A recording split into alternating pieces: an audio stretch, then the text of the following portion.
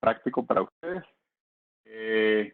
Básicamente es una charla sobre el comportamiento que puede tener debido a cambios fisiológicos en el paciente de cuidado intensivo, los cambios en la farmacocinética y la farmacodinamia, y de qué manera podemos nosotros utilizar algunas estrategias para reducir el impacto negativo que puedan tener esos cambios en relación al éxito terapéutico. Bueno, cuando uno habla de farmacocinética y farmacodinamia, tiene que pensar en un antibiótico en el contexto de cuidado crítico y en el paciente grave, como si estuviésemos tratando con este medicamento en el mismo nivel de importancia que podrían tener la ventilación, los inotrópicos, y puede decirse que el antibiótico en el contexto de una infección grave que llega a la unidad de cuidado intensivo se comporta como un medicamento vital. Muy pocas cosas han logrado realizar, digamos, un cambio significativo en la evolución de los pacientes que ingresan a cuidado intensivo con una patología grave, y uno de ellos es el uso correcto de la terapia antibiótica. La farmacocinética y la farmacodinamia básicamente describen la manera como interactúa el medicamento antibiótico que uno utiliza y la manera como se genera esa relación en constante intercambio en relación a la exposición y la eficacia y la toxicidad. La farmacocinética, como se encuentra acá, describe básicamente procesos en relación a la absorción, distribución, el metabolismo y la eliminación, que pueden cambiar muchísimo en el contexto de cuidado crítico, así como la exposición real que el paciente tenga a la medicación que se está usando, y por ende su eficacia puede aumentar o disminuir si esa exposición es menor, al igual que la toxicidad. Se pueden manipular variables en este contexto para tratar de optimizar el tratamiento. Y básicamente, desde el punto de vista farmacocinético, se haría a través de ajuste de dosis o cambios en las características de la administración, dosis única, dosis múltiple,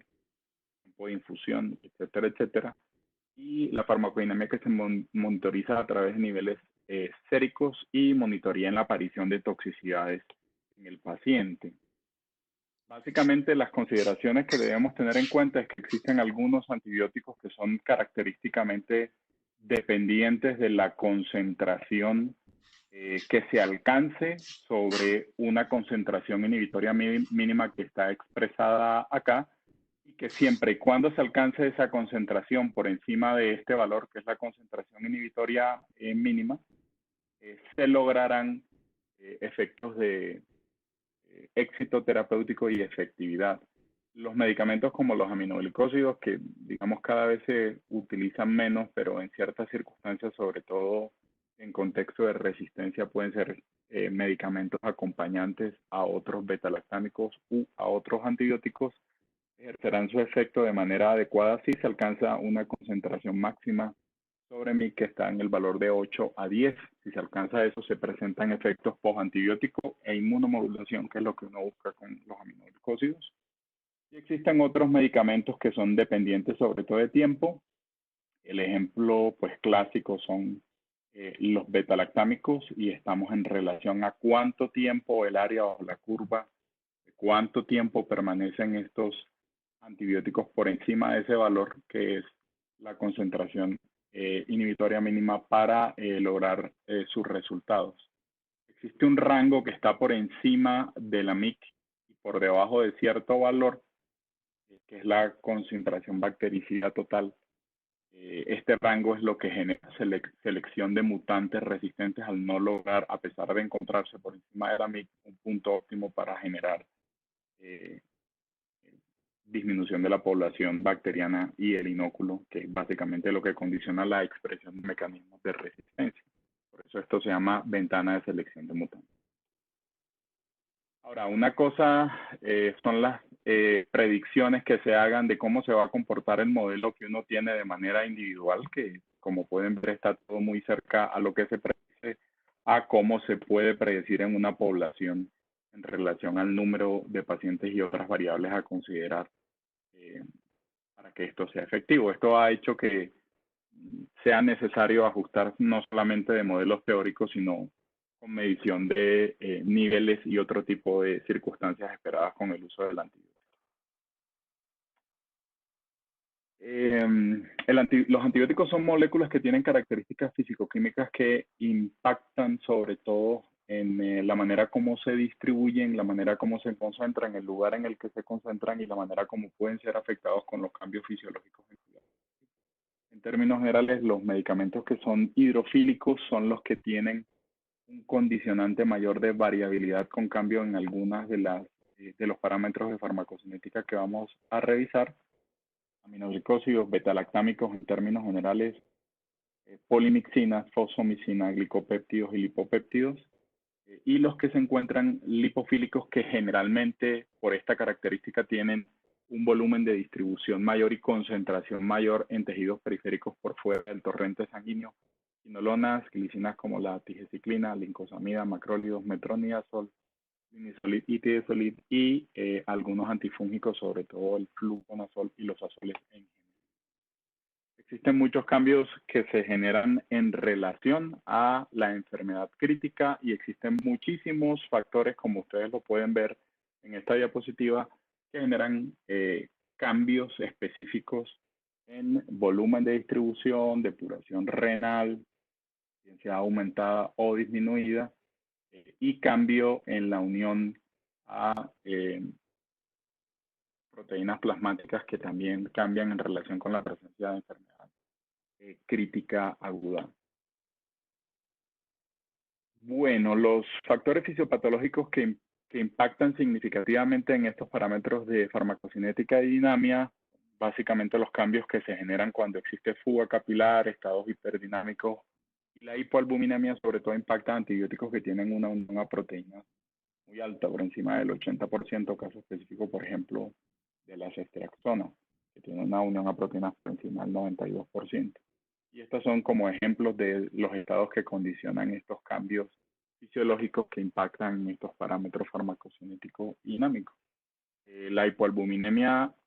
al generar en este tipo de antibióticos una mayor presencia del antibiótico libre, digamos que aumentan su depuración, como veremos en algunos casos en particular, generan impacto sobre la efectividad del antibiótico y sería preferible no utilizarlo por exponerse, uno, a falla terapéutica y dos, a mayores efectos adversos en relación a esta concentración libre. Y la fuga capilar y el estado hiperdinámico para lo cual están estos ejemplos acá impactan sobre todo en antibióticos que son concentración dependientes, sobre todo los aminoglicósidos,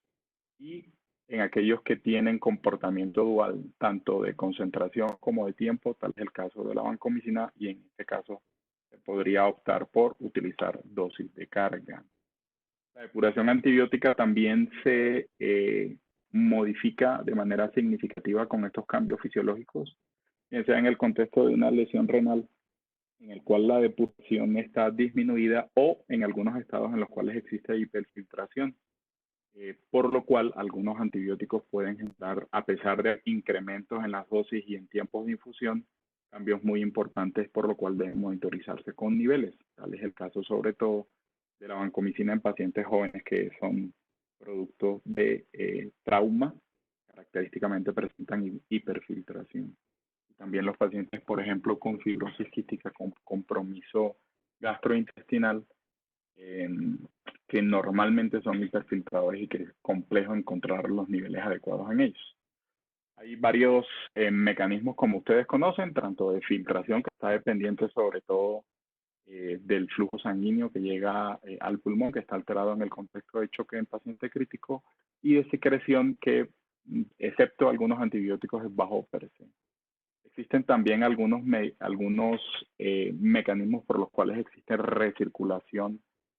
digamos que apalancados en fenómenos como la reabsorción y la secreción activa, y que incluso pueden separarlos de las proteínas y generar sobre todo con intercambios en relación al sistema de cloro. Estos sistemas de reabsorción están,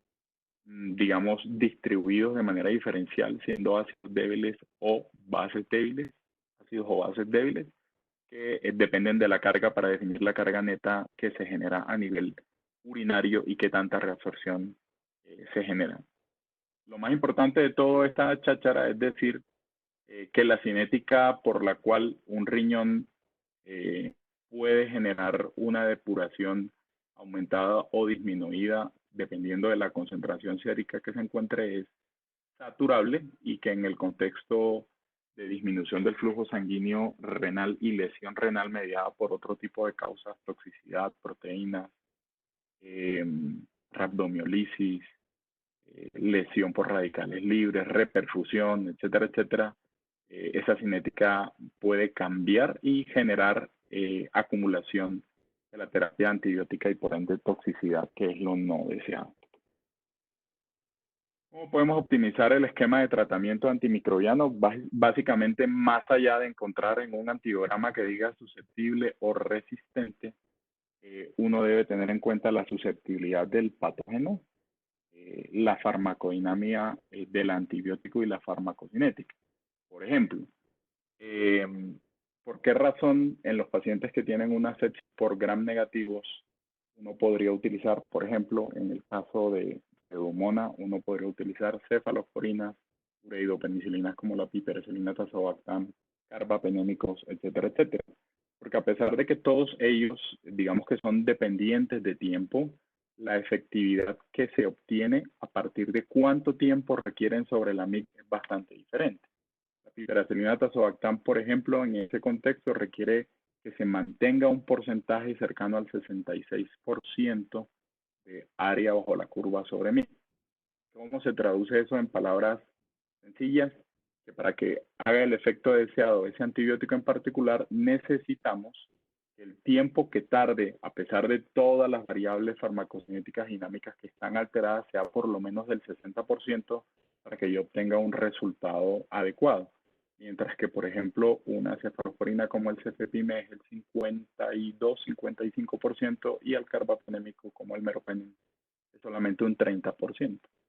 Razón por la cual, a pesar de que existan muchísimos cambios fisiológicos en cuanto a parámetros farmacocinéticos dinámicos, uno podría asegurar que con, por ejemplo, un carbapenémico, vamos a obtener el resultado que queremos porque el tiempo que es necesario que éste se encuentre en ese parámetro de AUC sobre MIC es mucho más pequeño, es casi la mitad de lo que sería la piperacillina tazobactam. Es la razón por la cual si uno utiliza ese antibiótico en el contexto adecuado, en el paciente muy crítico con alto soporte presor, choque profundo refractario, es más probable que obtengamos un beneficio en cuanto al uso del antibiótico versus otros antibióticos que tienen una UC sobre MIC diferente, al igual que la vida media. En circunstancias de extrema gravedad, uno busca siempre un antibiótico que actúe rápidamente, es decir, que tenga una vida media corta. Dos, que su volumen de distribución sea menor, para que, digamos que a pesar de que existan todas esas alteraciones farmacocinéticas en particular, se mantenga el mayor tiempo posible en torrente sanguíneo, en el caso, por ejemplo, de una bacteremia. Y tres, que uno tenga la posibilidad de modificar el tratamiento para alcanzar, digamos, parámetros más adecuados. Otra cosa es muy diferente erradicar un germen que tiene características de resistencia antimicrobiana que el que no lo tiene. Habitualmente los pacientes que tienen un germen que es multiresistente, la mayor mortalidad y morbilidad asociada a él está en relación a características relacionadas con el inóculo y la capacidad de erradicar ese inóculo. Entonces, las cosas que debemos hacer básicamente para esto es seleccionar el grupo antibiótico, el antibiótico que se comporte de mejor manera por estos parámetros, tratar de utilizar siempre dosis de carga, optimizar la dosis de mantenimiento, que ya veremos que es diferente si es un antibiótico tiempo dependiente o concentración dependiente y es lo que nos va a llevar a mejorar los resultados. Esto, digamos que está acá, es básicamente un principio básico en relación a lo que les comentaba, que es el uso de dosis de carga para tratar de optimizar el resultado, y es que como ustedes saben, un antibiótico no actúa y ningún medicamento actúa Habitualmente desde la primera dosis se requiere que encuentre niveles estacionarios, que está evidenciado en la presentación por esta línea que está acá. Esto que se encuentra acá son dosis repetidas.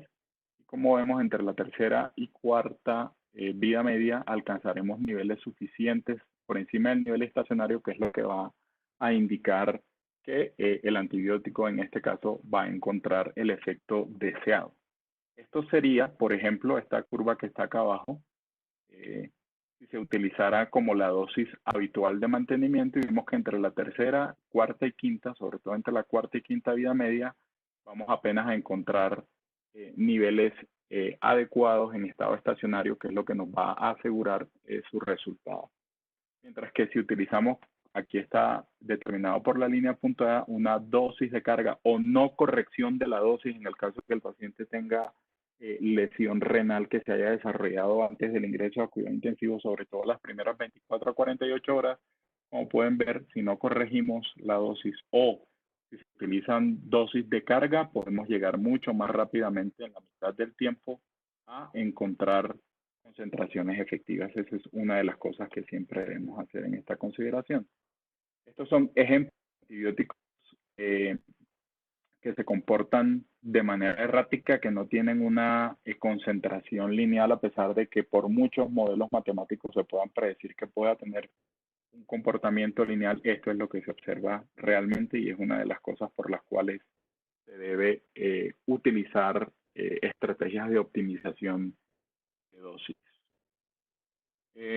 Algo muy importante y es muy complicado, llevamos 60 años utilizando la vancomicina y es la hora y todavía no sabemos exactamente cuál es la mejor dosis que se debe utilizar. Los niveles que se toman y el rango de los niveles que se toman, por ejemplo, con la vancomicina, que son de 15 a 20 microgramos mililitro, predicen cuando se encuentra en ese rango, básicamente que no va a existir toxicidad mediada por el antibiótico.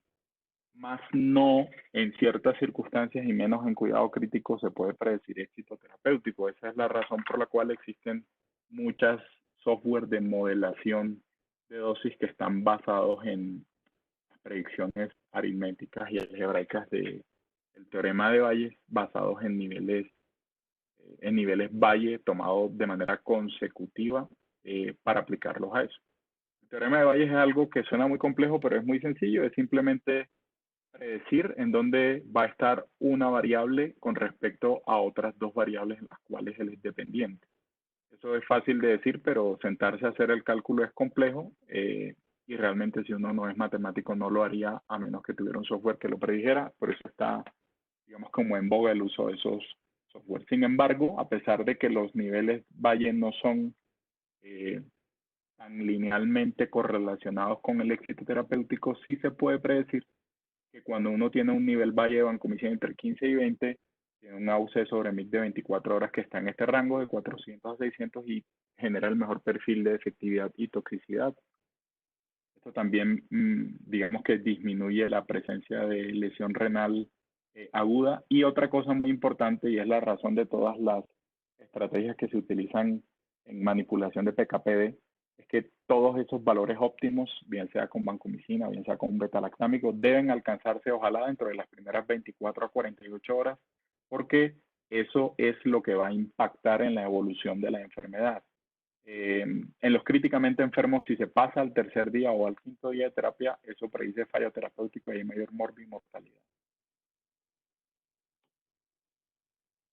Igual lo que sucede con la vancomicina y puntos de corte, perdón, con la daptomicina y puntos de corte relacionados con mayor éxito terapéutico para alcanzar este rango que es lo que se relaciona con el éxito.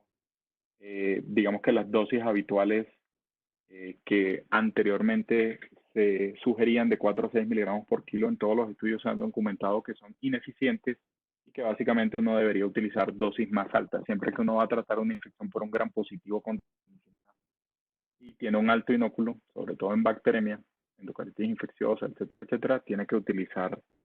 y aún más si son patógenos resistentes a la vancomicina, una dosis que va entre 10 y 12 miligramos por kilo. Al igual que el linezolid, digamos que para alcanzar, miren todo lo que requiere de tiempo sobre la MIC para que sea ideal el uso del linezolid. Entonces el linezolid en cuidado crítico hay que utilizarlo digamos que única y exclusivamente bajo ciertas condiciones o premisas en particular, llámese neumonía asociada a la ventilación, en el que se comprueba un gran positivo resistente por la concentración que alcanza allí. Sin embargo, en otras circunstancias es complejo alcanzar tiempo sobre la MIC en Linezolid, por lo cual es difícil alcanzarlo. Algunos autores proponen utilizar infusiones continuas, pero digamos que no pasa de recomendación de expertos y no hay ensayos clínicos con eso hasta este momento. Lo que habíamos hablado de la hipoalbuminemia, que básicamente afecta a los antibióticos que tienen una alta unión a proteínas por encima del 80%, la ceftriaxona en este caso tiene 92%, y una hipoalbuminemia crítica por debajo de 2,5 puede aumentar su volumen de distribución hasta más de 167 veces,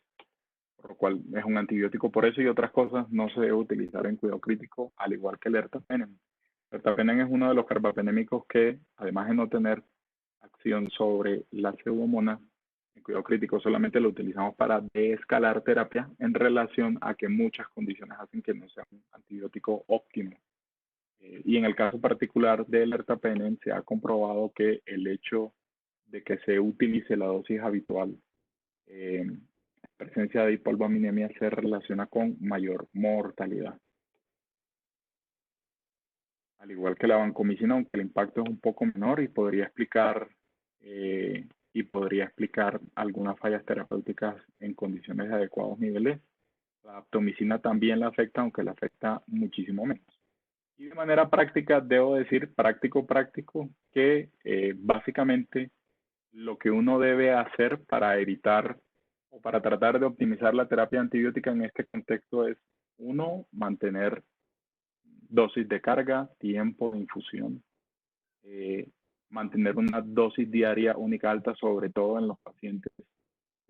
que se utilizan antibióticos que son concentración dependiente. Cuando hay alteración de la función orgánica con disminución de la depuración y se presenta con toxicidad, se debe disminuir el número, se mantienen las mismas, la dosis inicial, y se deben disminuir el número de dosis. Y si se considera que todo es resultado de la fase del choque, deben mantenerse a las mismas dosis, incluso en pacientes que hacen lesión renal aguda.